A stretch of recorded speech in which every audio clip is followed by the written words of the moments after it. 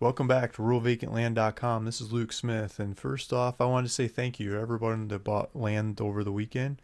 I've been getting the deeds flying and getting them notarized and sent to the proper recorders for whatever county you're buying it in. And just thank you, everybody. Thanks means a lot to me, and I'm glad to see people changing their lives, changing their lifestyles, getting rid of huge costs in their lives like mortgages and things to go move to a vacant piece of property, then go make their own, do board by board, bit by bit, piece by piece, and go make it on their own and wipe out a lot of the middlemen. I like to see that. So let's look at the next one I've got up for sale. This one is 5 acres in Shasta County, California, and I'm asking $18,000 and $18,999. So basically $19,000. And I've got the numbers on here, the APN numbers, assessor parcel numbers. I've got a buy it now button that's not working yet. I'm going to get that working by the time this video is uploaded. It's just pricing this thing. But what it's going to allow you to do once it's working is check out with the property. You can put $500 down to buy it, and then you could send me a check or a cashier's check or a wire, or let me know how you'd like to pay the rest of it in short order. Within a week or so would be much appreciated, and we'll take care of it. So the 5 acres in Shasta County, California has got the legal description here. And this one is got a long legal description because there's easements. It's got deeded easements going from the property out to the road, the proper, county road. So you can have legal access in and out of the property. So you can walk through all the directions of where those easements are if you like. I'll try to show you on the maps and stuff, so it's easier to understand. They've got GPS coordinates here. I just updated this, trying to get it in the right location. So let's see if that's working. Yeah, okay. So this is a 5-acre property. It's 330 feet east to west and 660 feet north to south. And this GPS coordinate should be in the direct center of the thing. It looks like it's a hair off from the map, but this map is one set of data and the GPS coordinates is coming from another set of data. So these numbers are never exactly totally super precise all right. If you want to know exactly where the lines are, you got to hire a surveyor. But the data fields are getting closer and closer on lots of these. So there's a creek that runs by this property. It's not on the actual property, but you're pretty close to this creek. And I'll show you more about the creek as we get into it. But let's zoom out and let's look at some satellite images instead of the political map. You've got this forestry road, or this logging road, that goes up this way around to Paradise Hill Lane. I believe there's power lines running down Paradise Hill Lane, so you might be able to get the power lines. You've got easements to put them in, but I think you can get the power lines from Paradise Road up to the property if you really wanted to. It might be cheaper to do a solar system than paying for all the line. That's a lot of copper poles, and you got to hire all kinds of people, timelines and stuff. It's probably easier just order solar parts off the internet and assemble it over the weekend. You got power. You don't have to wait for anybody. You don't have to pay the bills over time too. So that's probably what I would do. But if you wanted to get power, I like playing with my welder. It'd be hard to run that off solar system. I'm sure I could figure it out, but it'd be hard. And so if you got hobbies like that, it's probably better to just hook up to the power line. Yeah, it's welding a new grill this weekend. It's one of my latest projects. So this road over here is Cassie Lane, comes up under some major power lines, swings around, and then goes off Paradise Hill Lane, or it does a 90-degree turn to the north. If you can go straight there and go up this trail to the property, I think you get to the property. If you go to the end of that trail, it might go into the woods more, I'm not sure. But you have to look at the GPS, and it'll get you really darn close. Let's see if that's on the land or not. No, it's on the neighbor's property. Let's see, over here.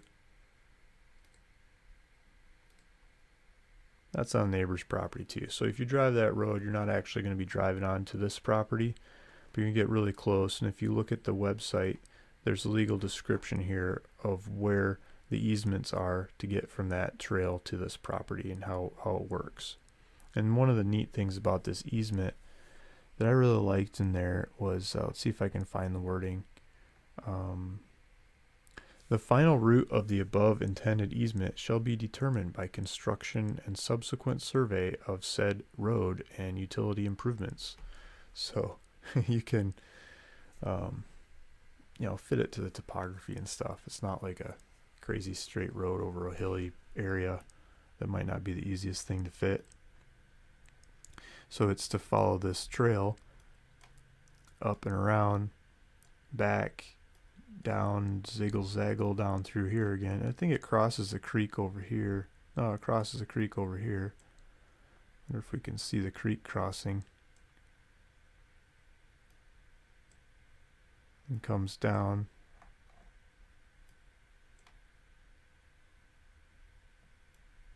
Eventually hooks to Shingletown Road. Is this Shingle? That's not Shingletown. Shingletown Ridge. Keeps coming here, Shingletown Road. Okay, so if you go on Shingletown Road to this major power line crossing and then take the trail by the power lines, I wonder if we can get street view down here. I doubt it. It's not working. Yeah, take the Shingletown Road, pull off there. It's right by Ash Creek. There's a creek down there. There's creeks all over this area. So yeah, so take that trail and follow it up to the property. Let's see where Shingletown Road goes. Shingletown Road goes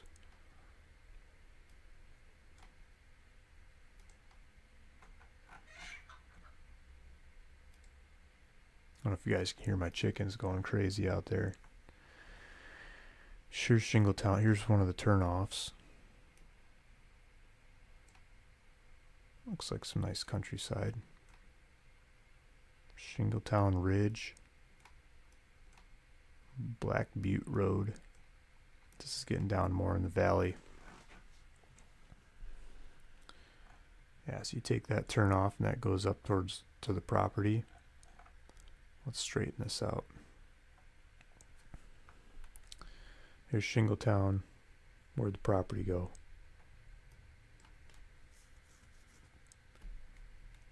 Let's pull it up again. So we're going to follow that road out to the other way. See where it goes. So I was just saying this Cassie Lane goes down here. I mean, it goes up too. You could go up to that road. That might be even easier. Let's look at that. So this trail goes out here to Paradise Hill Lane. You could take Paradise Hill Lane by all these other houses. That house looks like it's got a pool. Yeah, look at that hot tub pool action. Might not be filled. Might be winterized or something, but you know, it's a nicer neighborhood and people are building pools. So there's a road that goes up through here. It's looking like a nicer road. I wonder if we got street view yet. Not yet. Called Abel's Florist Drive. And that hooks up to, is this a 44? Yeah, the 44. Okay, so that's not very far off the 44. It's a heck with that other route. There's a logging truck. Let's see what the turnoff looks like. So there's a turnoff. I don't see any signs. You got a turning lane on the other side. Yeah, so the 44 to Elbers Forest Drive. Let's do north-south. So the 44 goes out to the 5. So most likely 99% of where your people are going to be coming from is the 5, would be my guess over here. Reading. So you take the 5 to the 44, 44 over to Albers Forest Road. Take Albers Forest Road south. There's Albers Forest Road until it turns into Paradise Hill Lane. And then where Paradise Hill Lane takes a 90-degree turn, don't make that turn and go off on the smaller road here.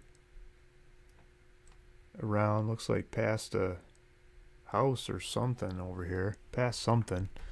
Keep taking that road, dirt road around and around. Looks like downhill to the end. And the property's just right there to the west of that. If you flip over the map, you can see the property lines. If we go some different software, you can see property lines here. So remember that road right there at the end? Come in, there's the property. So I think the neat thing about this property is just a little bit ways away from the property, you probably see it through the woods, is the creek. And I don't know if the neighbors would be mad or not if you put a hose down there. You can do it at night when no one's looking. With a pump, you pump water out of the creek and you got water on your property. You might want to filter it, but there's water right there. So water that close, this creek flowing water, it's going to make it really easy to put a well in because the water table's not very far away. So here's some different software. Here's that same road coming down. Paradise Hills. And then this software, you can't see the road. This is really old photos, I think. Maybe it's all grown in when these photos were taken. But there's the property. There's a bunch of trees on the property. This is where that turnaround was in the drive. Here it looks like it's just bush. Microsoft's data looks awful. There's that house it looks like the trail was driving past. And then here's the road over here going in. So you can kind of see it through the woods there. I think it's just a different angle. The sun is shining from the side instead of the top or something. So that creek, let's look up the creek first and then we'll look at the market. I found this on YouTube. This is, well, I should reference it first. This is someone else's video. This is Shasta County Land is the name of their YouTube channel. And they had some 10-acre property. I think he was asking $70K, or it says under $70K for 10 acres over here on this creek. And let's take a look at this video. This is the creek. This is a creek that's right next to the bottom of the property. It doesn't flow through this property that I've got it for sale, but it's really close. I hit mute because the guy's talking. So it's there's definitely water in there. He says it's a year-round stream, and it looks like it's flowing. It doesn't look like a big one. I mean, it looks like you could drive through it if you spread enough rocks out for that part that crosses the road. I don't know if there's a pipe or not, but let's stop this thing somehow. And let's go back to that. So if we zoom out, this creek crosses Cassie Lane. And if we do satellite image, we zoom in on it. It kind of looks like there's a crossing there. I'm not sure if it's like an African crossing where you get your tires wet while you're driving through it, or if there's a pipe underneath the road that you can drive across and then the water goes through the pipe. I like the African crossings myself. They're a lot more fun. Those of if you ever driven around Iceland, you get those all the way around the island. Did that with a little rental car one time. Took a drive around Iceland, drive through a bunch of those. The water is so cold with river crossings. My wife was freaking out. So that's one way if you're going that route, but you don't have to go that route because you can just go north. And then yeah, so let's look at the market. I pulled up Shasta County, California, up to $50,000 because I was just trying to sort so I can do price low to high. Got price low to high. Got some spam in there. Some more spam. It's the first actual property that's for sale is like 10 acres for $5,900. So I haven't seen this one. I wonder what that is. That must be a new listing.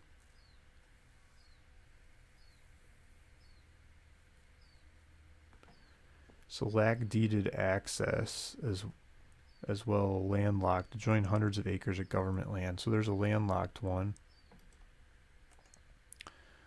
for pretty cheap. And then the other ones that are in the area are, this one was like a super hillside.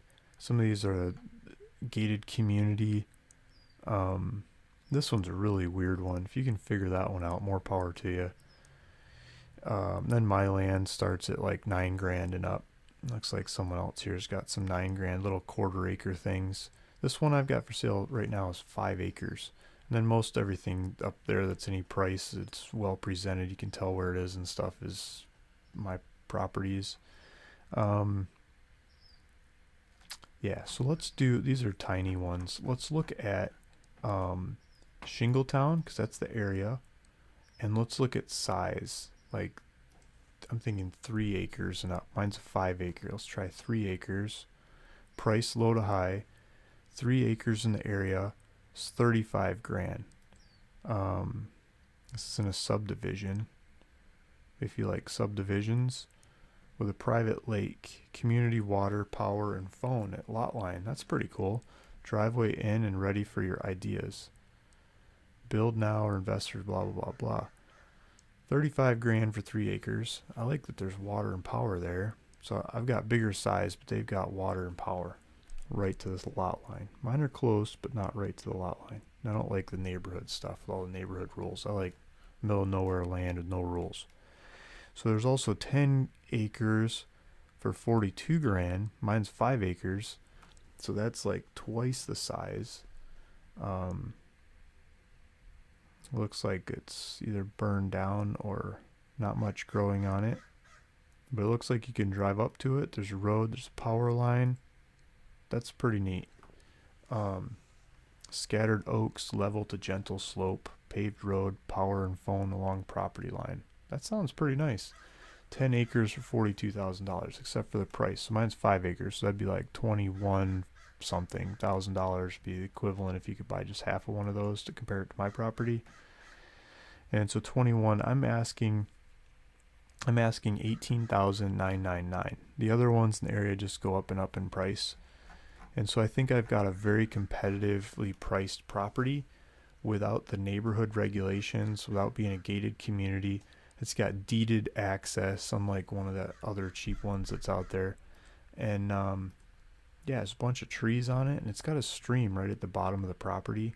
I don't know how willing you are to go stick a pipe into that stream, but you know, even like a temporary garden hose roll up, roll out every now and then. You want to fill up your tanks, kind of action could work. Get some water out of that stream when no one's looking, and make it your own. So if you're interested in that property, 5 acres, 18,999.